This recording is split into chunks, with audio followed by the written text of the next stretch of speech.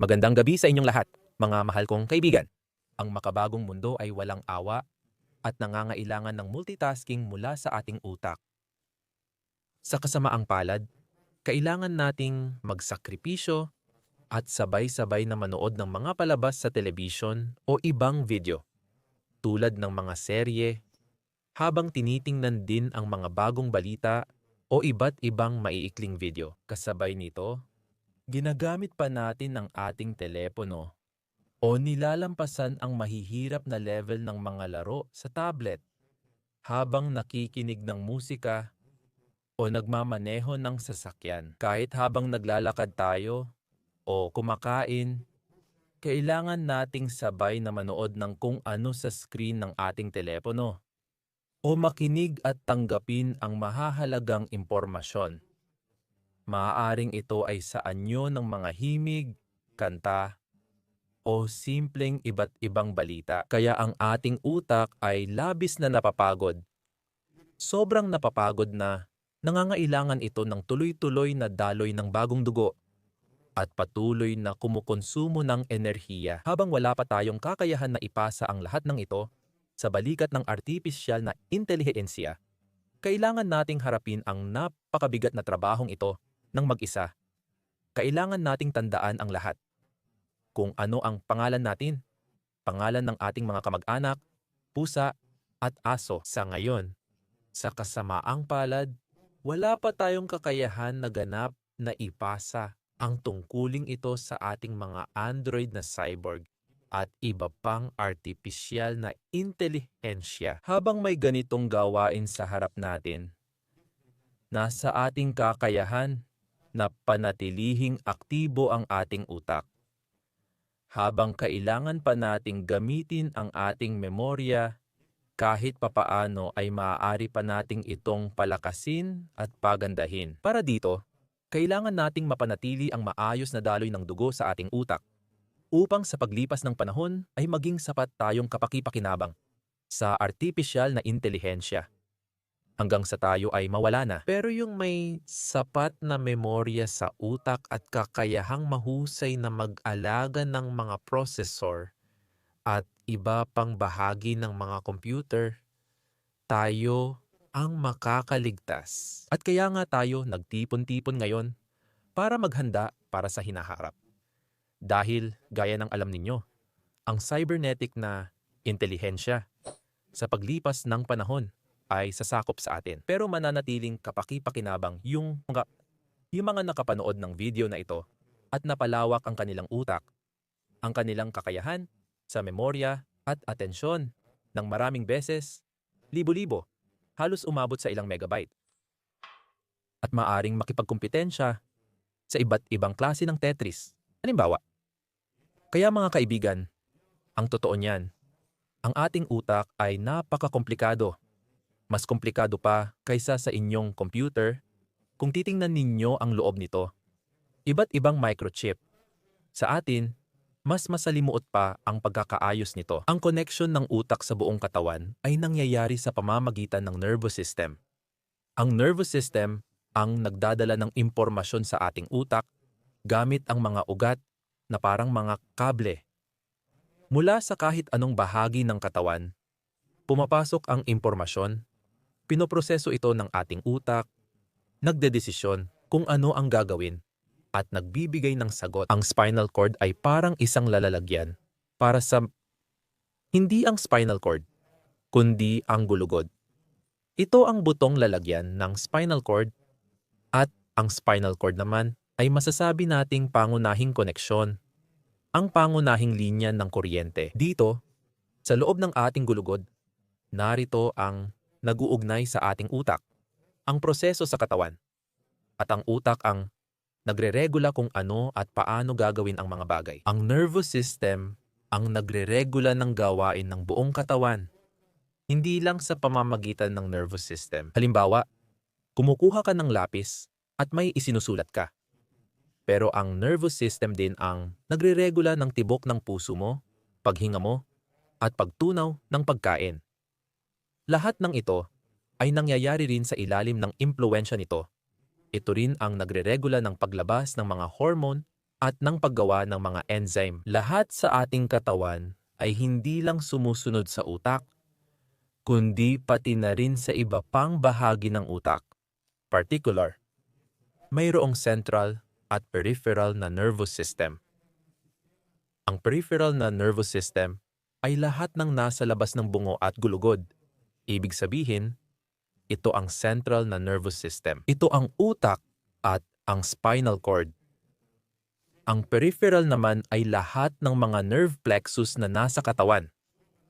Pero para gumana ng maayos ang ating utak, kailangan walang hadlang sa mga tungkulin nito. Ang ating utak ay pinadadaluyan ng dugo ng sistema ng ilang mga arterya na bumubuo ng parang isang pangkalahatang plexus sa loob ng utak. Pero binubuo ito ng ilang magkakahiwalay na arterya. Ito ang carotid na arterya na panahahati sa panlabas at panloob na carotid na arterya at ang vertebral na arterya. Lahat ng ito ay pumapasok sa loob ng bungo, nagsasama-sama at bumubuo ng mga anastomosis na tinatawag na circle of Willis. Ibig sabihin, lahat ng mga arterya na ito, narito sila. Narito ang panloob na carotid na arterya, kanan, kaliwa, ang vertebral na arterya. Narito sila sa kanan at kaliwa na pumasok sa loob ng bungo. At dito sila nagkonekta sa isa't isa. Para saan ito ginagawa? Ginagawa ito para kung sakaling sa isang arterya ay tumigil ang daloy ng dugo. Halimbawa, dahil sa anumang dahilan, kadalasan ay atherosclerosis o thrombosis. Halimbawa, sa ating panloob na arterya, kanan, o sa carotid na arterya ay hindi dumaloy ang dugo. Kinokompensahan ito ng 2 o 3 natitirang arterya. Ibig sabihin, mas lalakas ang daloy ng dugo sa kanila. Dito, lalo pang nahahati ang mga daluyan ng dugo. Ganyan ang pagkakaayos nito. Pero sa kondisyon na hindi ito mangyayari biglaan, ibig sabihin, magkakaroon ng panahon para mabuo ang parang ganitong reserbang daloy ng dugo. At ito ay lalakas. Kaya mga kaibigan, ano ang dapat nating gawin? Ang ating layunin ay hindi hayaang mangyari ito, kundi sa kabaligtaran, mas lalo pang pagandahin hindi lang ang pagdaloy ng dugo papasok, kundi pati na rin ang paglabas nito. Dahil madalas at kadalasan ay hindi napapansin, nagkakaroon ng problema sa paglabas ng dugo kahit sa murang edad. Kapag sinusuri, halimbawa, gamit ang ultrasound o Doppler studies ng mga ugat sa leeg at ulo, ginagawa ito at natutuklasan ang problema sa venous outflow. Ano ang ibig sabihin ng problema sa venous outflow? Ito ay ang hindi pagkakatugma ng dami ng dugo na pumapasok dito sa iyong ulo at nahihirapan ang paglabas ng dugo. Maganda ang pasok, pero mahina ang labas. Bakit ito nangyayari? Ano ang dahilan? Dahil nagkakaroon ng harang sa dinadaanan ng mga ugat, ibig sabihin, dumadaloy ang dugo papunta sa utak sa pamamagitan ng mga arterya at dapat itong umalis sa pamamagitan ng mga ugat. Pero ang pader ng mga ugat, gaya ng alam ninyo, ay mas malambot. Ibig sabihin, mas matibay ang pader ng mga arterya, may elastic layer pa nga, at mas mataas ang presyon sa mga arterya kaysa sa mga ugat. Ibig sabihin, ang arterial na dugo na puno ng oxygen ay nagdadala ng mga sustansya sa utak sa pamamagitan ng presyon. At pagkatapos, ang lahat ng nagamit na dugo, kinuha na ng utak ang lahat ng kaya nitong kunin at itong nagamit na dugo ay bumabalik sa puso sa pamamagitan ng mga ugat na wala ng oxygen. Pero dahil sa pagspasmo ng mga kalamnan, naiipit ang mga ugat at nagkakaroon ng venous congestion. At dahil dito, hindi makapasok ng maayos ang bagong sariwang dugo sa utak dahil nandoon pa rin ang luma. Tulad ng naaalala mo sa mga kwento, nang pumunta ang estudyante sa guro, binigyan siya ng guro ng tasa ng tasaa at sinabi, "Maglagay ka ng tsaa dito." Sabi ng estudyante, "Hindi ko mailalagay. May laman na itong tsaa." Sabi ng guro, "Kaya nga, para maintindihan mo ang karunungan, bago ka maglagay ng bagong tasya, kailangan mo munang ibuhos ang luma." Ganoon niya tinuruan ang estudyante sa buhay. Kaya dito, pareho lang ang prinsipyo. Tulad ng sa mga matatalinong kwento ng Chino. Kailangan munang umalis ang lumang dugo at pagkatapos lang darating ang bago. Karunungang hinubog ng panahon. Ito ay nakabatay. Kita mo sa mga sinaunang kaalaman. Kaya, mga kaibigan, pag-agos at pag-alis. At ang pangatlo, ito ay ang mismong trabaho ng nervous system. Ang compression ng mga ugat ay nakakaapekto rin sa paggana ng ating utak. Kung may patuloy na iritasyon sa isang ugat, kahit malayo ito sa ating utak, naaabala nito ang trabaho ng ating nervous system. Halimbawa, kinagat ako ng putakti, sabihin na natin, sa kamay. Matinding sakit ang dumaan sa aking kamay at masakit talaga ito. Tapos, nadapa pa ako. Nahulog at nabali ang daliri ko. Sabihin nating hinliliit. At mas masakit pa ito. At itong sakit na ito, palaging nagbibigay ng impormasyon sa aking utak. Abala na ang utak ko sa pagproseso ng sakit na ito. Pwede ko sanang gamitin ang utak ko sa paglutas ng pinakamahirap na mga problemang matematika, sa panunood ng mga serye, o sa pagbabasa ng mga balita. Pero hindi ako makapag-concentrate sa mga importanteng bagay na ito dahil sa sakit na ito. Kaya 80 hanggang 70% ng utak ko ay nakatuon dito. At kung ang nakakainis na bagay na ito ay mas mapapalapit pa sa utak. Halimbawa, sakit ng ngipin. Sino dito ang nakaranas na ng sakit ng ngipin kahit isang beses sa buhay nila? May mga ganoong tao ba dito? Curious ako kung may naka-experience na nito sa inyo. Pakisulat sa komento kung ano ang anong naramdaman ninyo noong sumakit ang ngipin. Itong sakit na ito, lalo pang nakakairita sa utak. At nagsisimula itong mag-focus doon. Hindi na makagawa ng ibang bagay. Kaya ito ang ating tungkulin. At minsan, ang pagkapisil ng ugat ay hindi naman ganoon kalakas. Parang sakit lang ng ngipin, pero sapat na ito para tuloy-tuloy at nakakaabala. Ang pagkaabala sa atensyon ng utak, ibig sabihin, ang tuloy-tuloy na pagdating ng signal na parang iritasyon ng ugat, na minsan ay hindi na natin nararamdaman dahil nabablock na ang pagpapasa nito, ay nakakaapekto rin sa trabaho ng utak, lalo na sa pagbaba ng atensyon, at hindi tayo makapag-focus sa mga mahahalagang bagay. Kaya mga kaibigan, may 3 pangunahing bahagi na kailangan nating ibalik para maibalik ang utak, mapabuti ito, at maabot ang pinakamataas na posibleng kakayahan nito. Una, ang mga arterya. Pangalawa, ang mga ugat. At pangatlo, ang mga nerves. Narito ang 3 pangunahing prinsipyo natin sa araw na ito. Kapag sinabi kong arterya, dapat agad ninyong maisip ang mga ugat. Kapag sinabi kong nerves, dapat sagutin ninyo ako ng arterya at ugat. Ganito na tayo mag-iisip simula ngayon. Kaya, mga kaibigan, ano ang susunod na gagawin? Maliwanag na ang teorya, napatunayan na ang kahalagahan. Ngayon ay magsisimula na tayo sa practical na bahagi. Ang totoo niyan, lahat ng ito ay may kinalaman sa mechanical na pagkapit o pag-compress.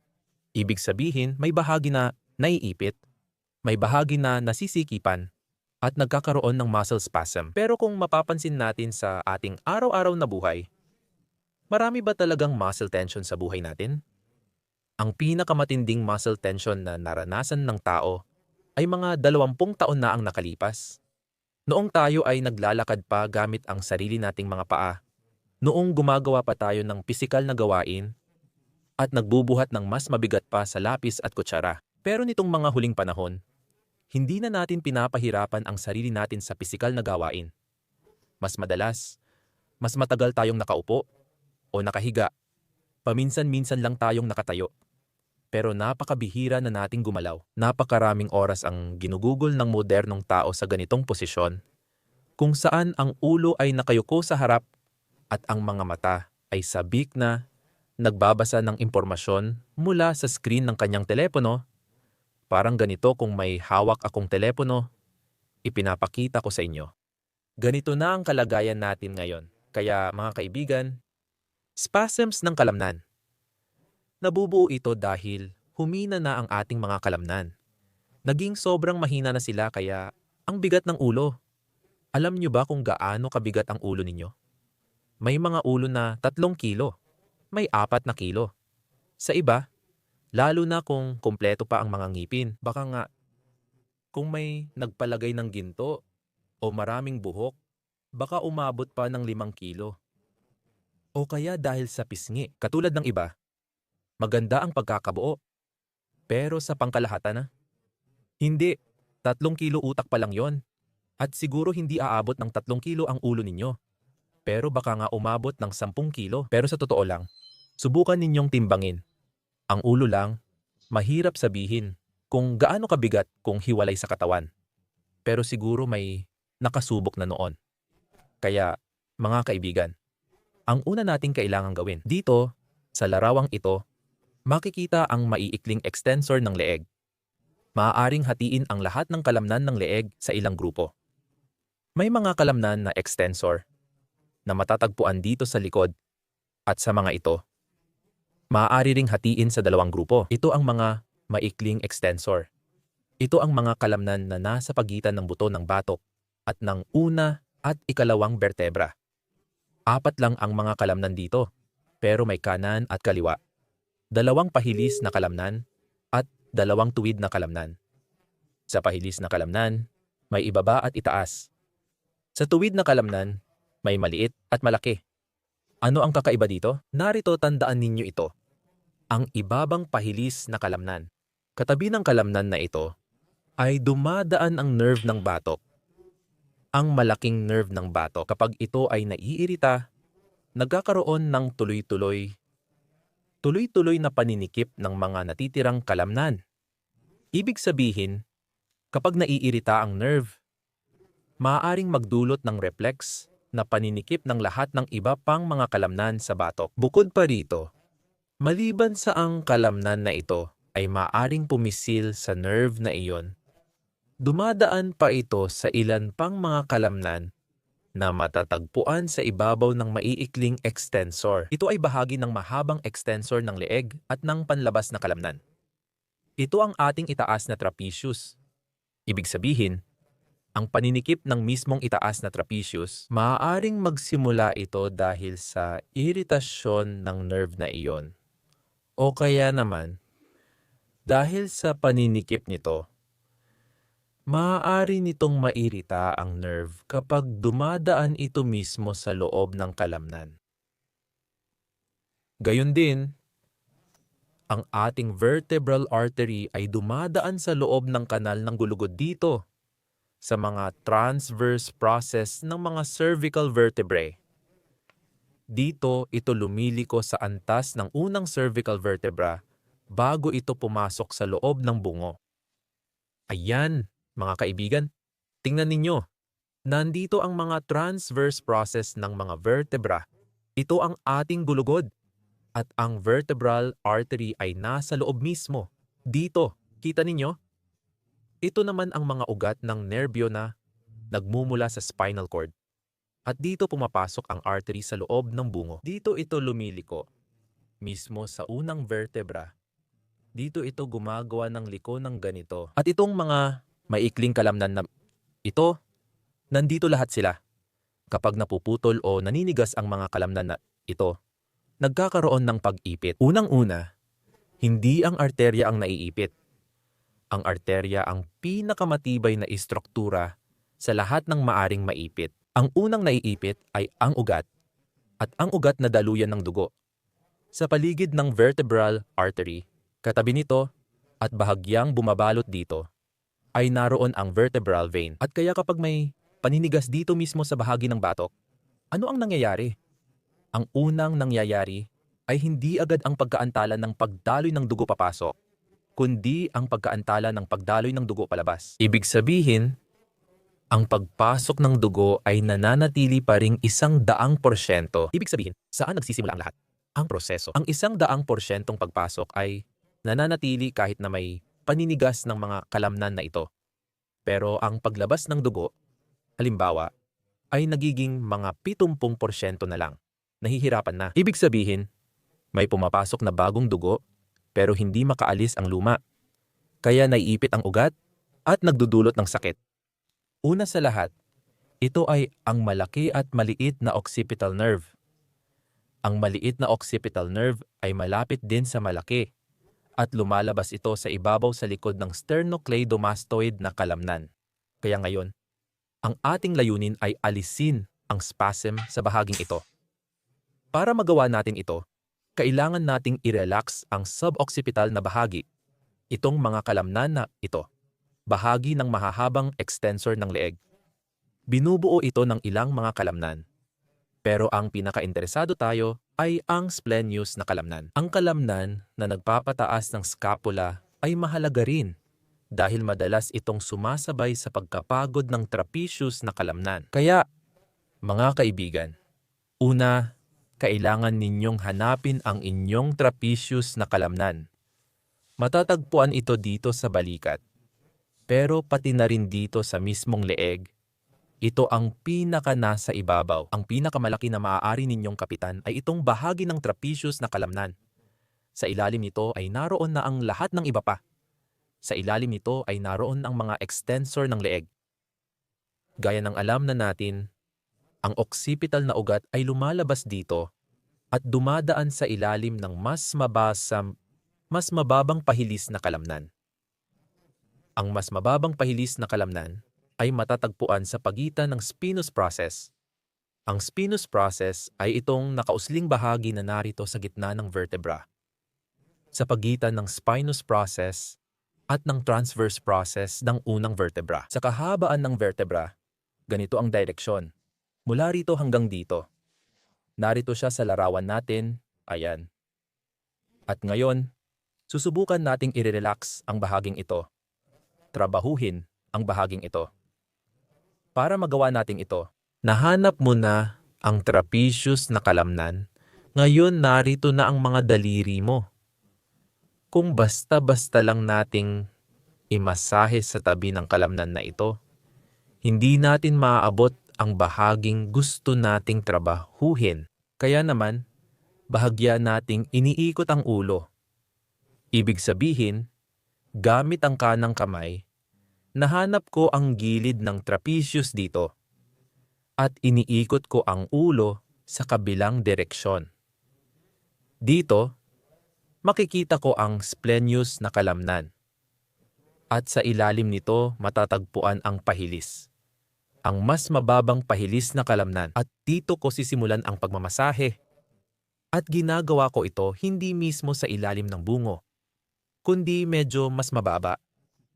Mga bandang sa tingin mo ay naroon ang iyong pangalawang bertebra. Ibig sabihin, hindi mismo sa ilalim ng buto ng batok, kundi medyo mas mababa pa. Pero para siguradong tama ang lugar, maaari mong imasahe ang bahagyang mas mataas at bahagyang mas mababa sa buong bahaging ito. Sa mga bahaging ito, may mga parte na masakit at may ilang bahagi na hindi masakit pero medyo naninigas o tense. Madalas mangyari na sa mga taong, halimbawa, may ugong sa tainga o nabawasan ang pandinig. Pagkatapos imasahe ang lahat ng mga bahaging ito, nababawasan din ang mga sintomas na iyon. Ngayon, gamit natin ang mga daliri para imasahe ito. Pwede mo munang gawin ito ng pahaba, nang hindi iniikot ang ulo, direkta sa kahabaan ng kalamnan na ito, ibig sabihin sa pagitan ng trapezius. At imasahe ang gilid ng trapezius. At sinusubukan mong talagang ipasok ang mga daliri mo sa ilalim nito dito. Pagkatapos, gawin mo ito habang iniikot ang ulo. Ito ang pangalawang aksyon, pangalawang galaw. At dito mo rin minamasahe ang lahat ng bahagi na ito. At ang susunod, hanapin mo ang likurang gilid ng sternocleidomastoid na kalamnan. Ayan. Kapag inikot mo ang ulo mo at bahagyang iniyuko, makikita mo ang hugis ng kalamnan na ito. Kailangan mong parang sunggaban ang kalamnan na ito gamit ang mga daliri mo at bahagya mo itong itulak paabante ilipat mo ito paabante, parang hinawakan mo na at inuurong mo mismo ang kalamnan paabante. Hinila mo ito paabante at hinawakan mo rito 1 segundo 2, tapos hinila mo ulit, hinawakan mo. Sa pagitan ng mga kalamnan ng leeg, maraming fascia. Bawat kalamnan ay nasa sarili nitong fascia na parang supot, at lahat ng mga ugat at nerves ay nandoon din sa pagitan ng mga fascia na ito, sa sarili nilang mga fascia na supot. At madalas na nabubuo ang mga peklat o adhesion, nagkakaroon ng connective tissue sa pagitan ng mga fascia na dahon, na siyang naglilimita sa paggalaw ng lahat ng mga estrukturang ito. Ibig sabihin, kunwari kinukuha natin, pero maraming paraan, pwede mong gawin sa likod ng gilid ng sternocleidomastoid na kalamnan. Ayan, pinisil mo at inusog mo lang siya paabante. Paabante, dito, hinila mo, hinawakan ng ilang segundo, pinakawalan. Hinila, hinawakan, pinakawalan. Pagkatapos ng ganitong aksyon, madalas na nararamdaman na parang may dumadaloy na bagong sariwang dugo sa bahagi ng ulo. Madalas itong nangyayari dahil unang-una, gumaganda ang pagdaloy palabas, at pagkatapos lang nito, kapag napalaya na natin, naitapon na ang lumang tsaa mula sa baso, saka pa lang natin pwedeng lagyan ng bago. Kaya sa pamamagitan ng mga aksyong ito, una sa lahat, inaalis mo ang venous congestion na matagal mo nang nararanasan, at posibleng ang bagong sariwang dugo ay dumadaloy na papunta sa iyong utak, sa iyong mga kulubot ng utak. Isa pang paraan na hindi na gumagamit ng kamay, kundi gumagamit ng mga kagamitan para sa masahe. Narito ang isang roller, ito ang ulo mo, at ihihiga mo ang bahagi sa pagitan ng iyong occipital bone at mga bandang una, pangalawa. Hindi sa una, kundi sa pagitan ng pangalawang vertebra. Ibig sabihin, itong buong bahagi na ito ay maaari mong subukang imasahe. Kung masakit, gumamit ka ng mas malambot na roller. Dito rin, humiga ka at sa ganitong posisyon, kapag tuwid ang ulo mo, imasahe mo muna, tapos bahagyang ipihit ang ulo sa isang gilid, imasahe habang nakapihit, pagkatapos ipihit naman sa kabila. Mamaya ipapakita ko rin ito sa sarili ko. Isa pang paraan, pareho lang pero mas eksakto, ay gamit ang bola. Dito, pwede mo rin itong gawin ng nakahiga. Pwede mong ilagay ang bola sa kung saan. Pero hindi maganda sa roller. Dahil madulas, ilagay mo sa isang bagay na hindi gagalaw, sa patag na ibabaw. Kasi kung sa sahig lang, madalas hindi aabot ang bola sa tamang punto. Kulang ang taas nito. Kaya mas maganda kung may ipapatong ka para tamaan din nito ang buong bahaging ito sa ilalim ng batok. Kaya yung ginawa ninyo gamit ang kamay, kapag alam nyo na kung saan at paano pindutin, pwede nyo nang subukan gawin gamit ang bola. Ibig sabihin, kukunin mo ang bola, ilalagay mo ito sa pagitan ng pader at ng leeg mo, ng ganito.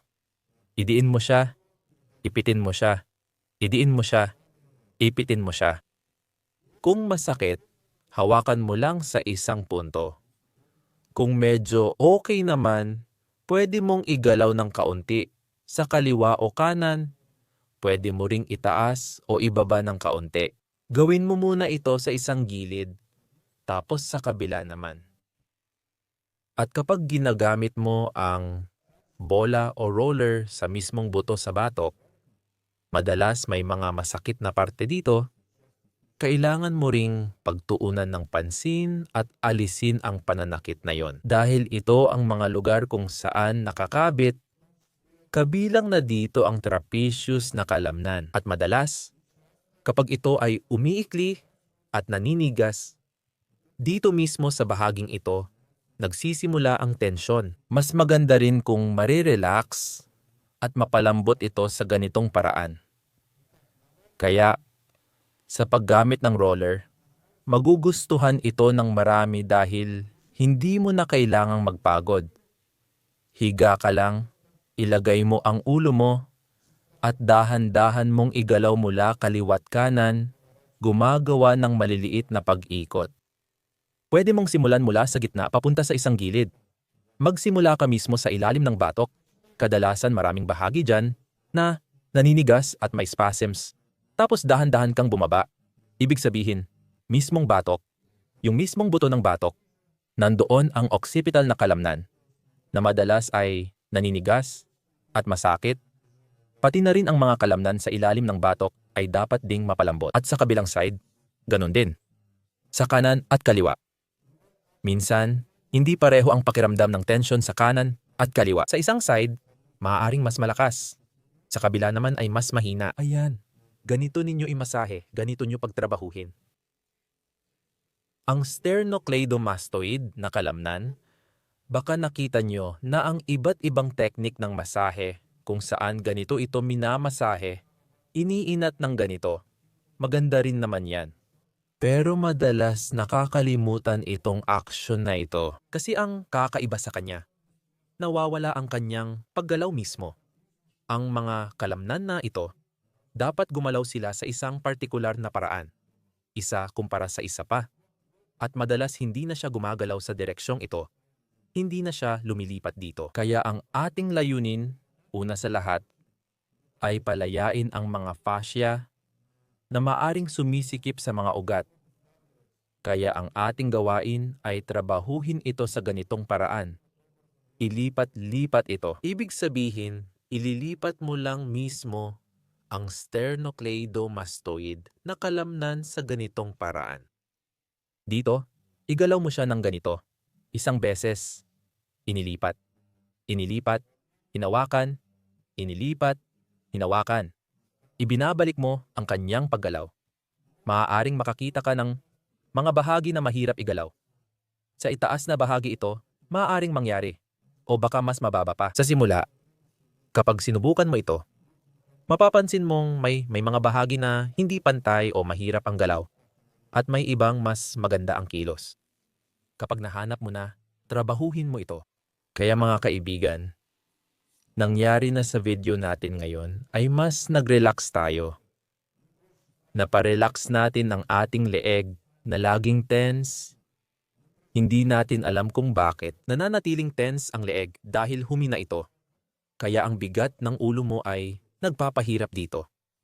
Masyadong mabigat na ang ulo mo para sa manipis mong leeg. Kaya mga kaibigan, ang susunod nating video ay tungkol na sa pag-ehersisyo ng mga kalamnan ng leeg. Pero bago tayo magsimula, kailangan ninyong maghanda lahat ng ginawa natin. Kailangan ninyong tapusin sa loob ng 1 linggo. Pagkalipas ng linggo, susuriin ko kung handa na kayo. Kung oo, sisimulan natin ang mga ehersisyo. Sa ngayon, huwag sayangin ang oras. Nagsimula na ang bilang. Nagsimula na ang 1 linggo ninyo. Magkikita tayo pagkatapos ng 1 linggo. Doon natin malalaman. Titingnan natin kung ano na ang nangyari. Hanggang sa susunod na palabas.